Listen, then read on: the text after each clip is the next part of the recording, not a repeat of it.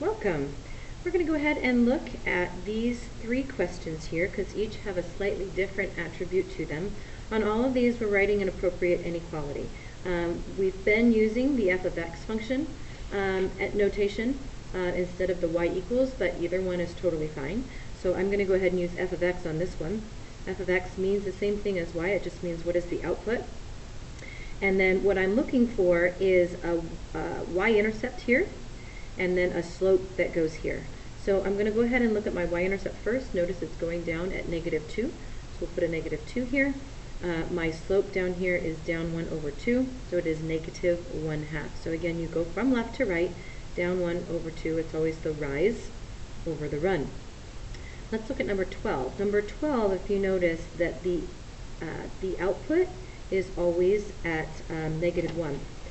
If you looked at the video for this one here, you had a similar type of an idea. So this one here, again, it's always at -1.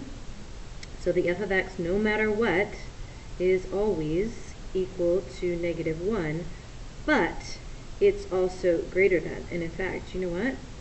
I totally forgot to consider the whole shaded part over here. So it's not just, it's actually not equal to this, it's actually greater than.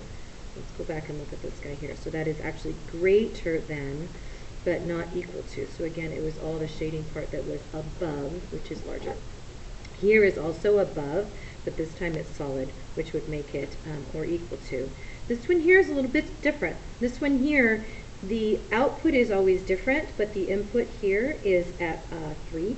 So if I were to look at a table of this, of my x and like my f of x, I would have negative, if x is equal to 3, then f of x is equal to 1 and 2 and 3 and 4 and 5 and 6 and 7. So what happens is this is like changing. It's a little bit strange.